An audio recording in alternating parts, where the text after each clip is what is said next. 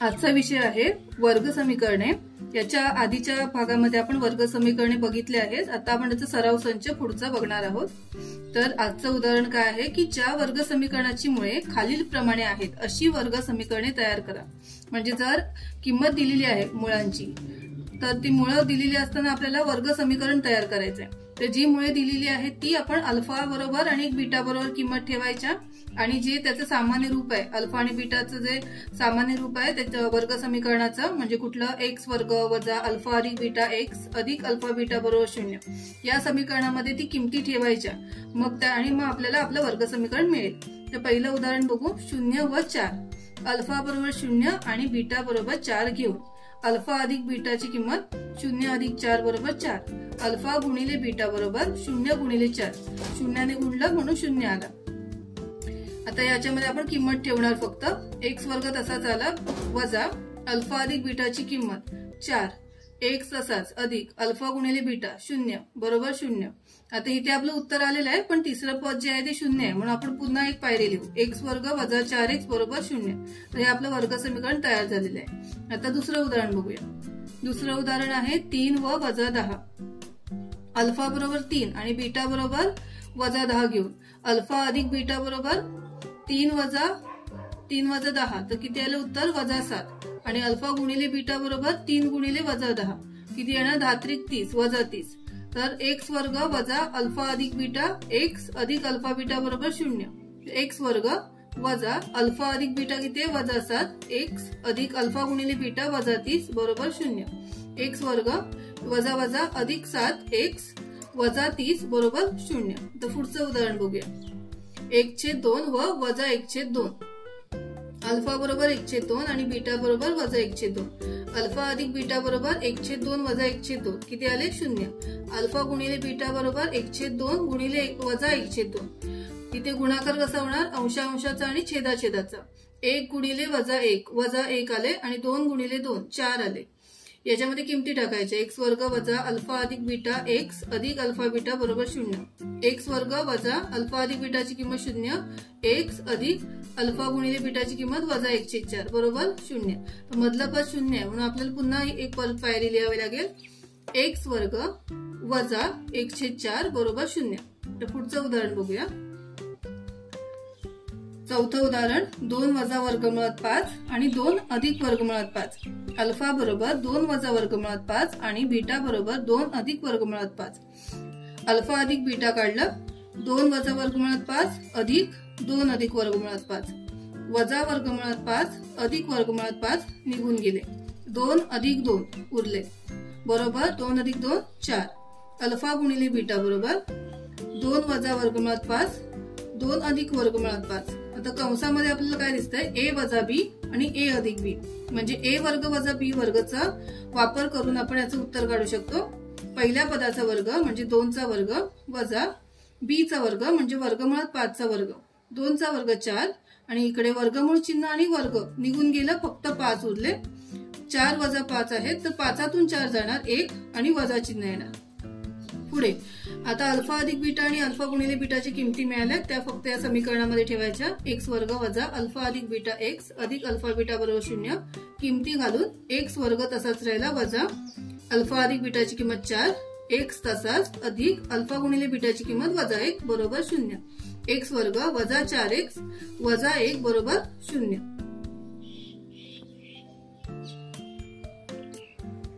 आता पुढचं उदाहरण बघूया।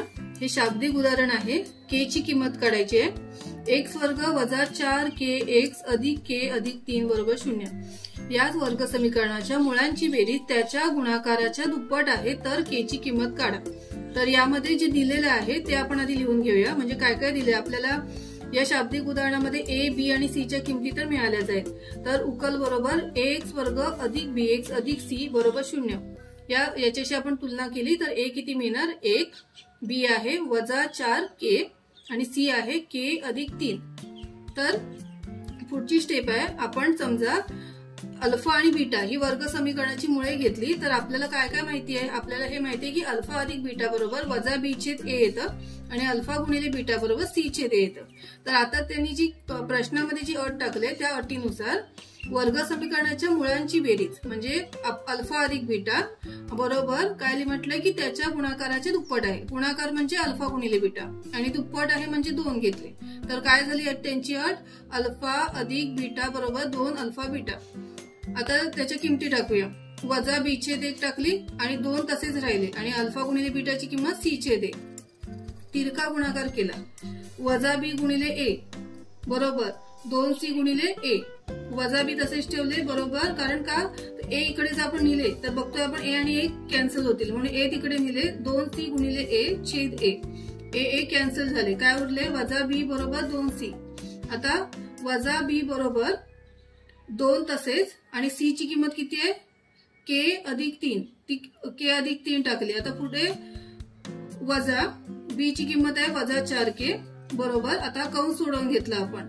2 ने के ला गुणलं किती झाले? 2k. 2 ने 3 ला गुणलं किती झाले? 6. पुढे आता इकडे बघा वजा वजा वजा वजा काय झालं? अधिक झालं. हा कंस निघून गेला. 4k उरले. पुढे 2k अधिक 6. आता 4k आणि इकडे 2 आहेत ना के ची पद, मग आपल्याला एकच पद पाहिजे. मग हे 2k इकडे आणले आपण. अधिक होते बरोबर चिन्हाच्या डाव्या बाजूला आले वजा झाले. 4k वजा 2k बरोबर 6. 4k मधून 2k गेले. 2k बरोबर 6. आता k बरोबर किती? 6/2 आणि बेत्रिक 6 म्हणजे k बरोबर किती आले? 3. अशा प्रकारे k ची किंमत आपण काढले 3 आलेली आहे. आता आणखीन एक शाब्दिक उदाहरण बघू आपण. उदाहरण आहे जर अल्फा आणि बीटा ही y वर्ग वजा 2y वजा 7 बरोबर 0 या वर्ग समीकरणाची मुळे असतील तर अल्फा वर्ग अधिक बीटा वर्गची किंमत काढा. उकल आधी लिहून घेतलं गणित. y वर्ग वजा 2y वजा 7 बरोबर 0. एबीसीच्या किमती काढून घेतल्या. a बरोबर 1, b बरोबर वजा 2, c बरोबर वजा 7. अल्फा अधिक बीटा बरोबर वजा b छेद a बरोबर आपल्याला हे माहिती आहे. आता फक्त किमती टाकल्या आपण. वजा तसंच राहिलं चिन्ह आणि b ची किंमत वजा 2 छेद 1. a ची किंमत 1 बरोबर 2. आता इकडे बघा 1 आता छेद आपण लिहत नाही म्हणून फक्त 2 आले आणि बाहेर 2 वेळा वजा चिन्ह आहे ना म्हणून फक्त धन 2 आले. वजा वजा अधिक झाले आणि अधिक 2 आले. आता अल्फा गुणिले बीटाचा गुणाकार बरोबर c छेद a बरोबर वजा 7 छेद 1. आता 1 आपण लिहत नाही छेद म्हणून फक्त काय आले? वजा 7 आले. पुढे अल्फा अधिक बीटा कंसाचा वर्ग. आता आपल्याला काय काढायचंय? अल्फा वर्ग अधिक बीटा वर्गची किंमत काढायची. तर ती कशी काढणार ते आपल्याकडे सूत्र नाही म्हणून आपण काय केलं? ए अधिक बी कंसाचा वर्ग हे सूत्र आपण वापरतोय. फक्त ए आणि बी च्या ऐवजी आपण अल्फा आणि बीटा वापरतोय. आणि म्हणजे काय येणार? पहिल्या पदाचा वर्ग अधिक 2ab अधिक दुसऱ्या पदाचा वर्ग. आता आपण अल्फा बीटा घेऊन काय झालं आपलं सूत्र? अल्फा वर्ग अधिक 2 अल्फा बीटा अधिक बीटा वर्ग. आता जर आपण इथे बघितलं तर आपले अल्फा बीटा आपल्याला मिळतात. अल्फा वर्ग अधिक बीटा वर्ग जे आपल्याला किंमत काढायला सांगितले.